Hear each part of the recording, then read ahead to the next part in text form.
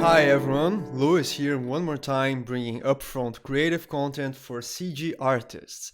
And today I have a special review of this add-on called Bezier Mesh Shaper by Rafael Navega.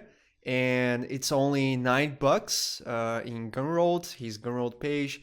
It's a really awesome add-on because it allows us to quickly manipulate the different low poly polygons of our mesh with a Bezier curve without the need of a modifier. And it also has other really specific and really technical things about it that makes me use it daily in my workflow especially. And let's dive in. I'll be showcasing on this episode this add-on on the 2.79 version of Blender, but stay aware that it works seamlessly with 2.8 as well.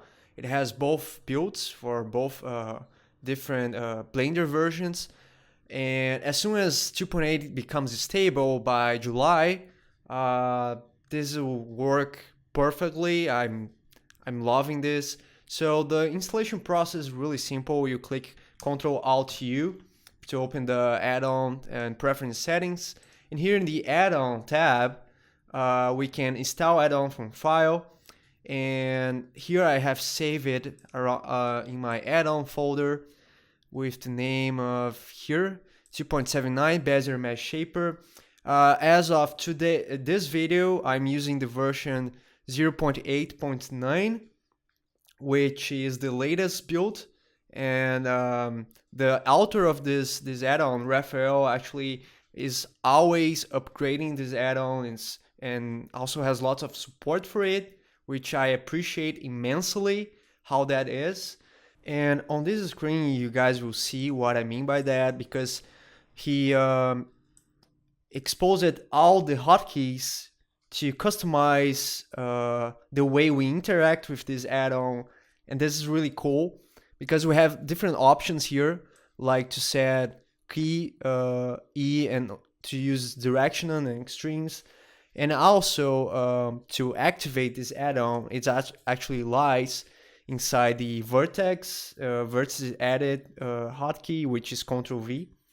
But he also created a custom operator that for those people like me and other advanced users that have pie menus, you can actually set this operator in your custom pie menu to quickly access this add-on from your custom preferences. So this is really awesome. So let's save the settings here. And to showcase you, I subdivided this cube a couple of times and I selected just random 2 vertex here. This is really amazing. It will calculate if we press Ctrl V and go to Bezier Mesh Shaper. It will create a Bezier curve between the 2 vertex automatically. And this is really awesome because now you can push things up and all the vertex will go along with it. Think about it like the proportional editing transform tool that we have for millennials right now, but following along a curve. So you have this type of control along a array of vertexes. So let's say we select this vertex here and this one, and click Ctrl V, Bezier Mesh Shaper. Here we go. Then we can probably rotate this. And this is where things get really cool, because now we can also change the ratio of influence by clicking the table menu. And here we have proportional size, so we can control this in a really efficient way. Also change the different formats here to linear or even sharp if you want it. So diving into more complex things this add-on can do, we have toggle extremes and toggle direction options as well. So The first thing I want to mention here is that if you select two extremes, press Ctrl V, it will create a simple bevel, Bezier tool. But if you select two extremes using the Ctrl command to create an array of selection and also press Bezier shaper, it will actually just point the transform operators in both extremes. So if you want to have control of more than one control point, you need to make sure that you select things like this. You select it by clicking each vertex you want to have a control point. Then you actually have one control point for each vertex. And then that opens up lots of different possibilities. And there is a option called toggle extremes, which will clamp the values of the edges that are selected by both extremes of the Bezier.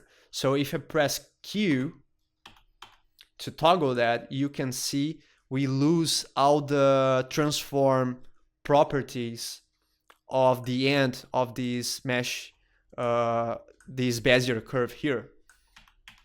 And also there is a thing called direction. Direction of a curve is a Blender standard feature that you can actually rotate a curve by pressing Ctrl T. So if I press, let's say, these two options here and press Ctrl T, you can see we have these parallel lines that start to show up here that are showcasing us the direction or the band of this curvature. So as I click to apply this setting, you can see here we can rotate and have a really precise control of the curves we have here. So if we press E, we can toggle that control on and off if you don't want the curvature or the bending of the curve to be affected by it. So that's it. Those are the two hotkeys. Key to select proportional editing on the extremes, toggle that, and also E to allow bending or not of the curve. And Ctrl T, of course, for setting your bend. So with Ctrl T rotating, you can control that. Also, by pressing Dado here and go to proportional size, you can change the number of influence you have for this curve. Also, you can change the different proportional options, just like the way we have the proportional editing tool here on the bottom of the viewport. And also we have other options to toggle draw wire if you don't want the wireframe showing up.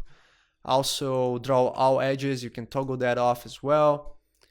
And you can also have the proportional fall off to distance or connected. 3 days later. And here we are in a PBR viewport display. I wanted to show you the haircard method I was showcasing because this add-on is actually perfect for that type of information. Here I have a bunch of haircards stacked up together, and you can see I can quickly select 2 points, click Ctrl V, Bezier Mesh Shaper, and adjust the overall topology with a single curve without the need of a modifier. So there are a bunch of other user cases you can do that, but I'll probably in the next video make a little in-depth tutorial on how to properly use it and get really good results with this. So stay tuned for that. Also, I'll be posting other tutorials on my Twitter page right here. So I'm thinking out a new outro. And that's it for today, guys. I hope you really enjoyed this video. If you want to contribute, consider subscribing and sharing this content. Until next time.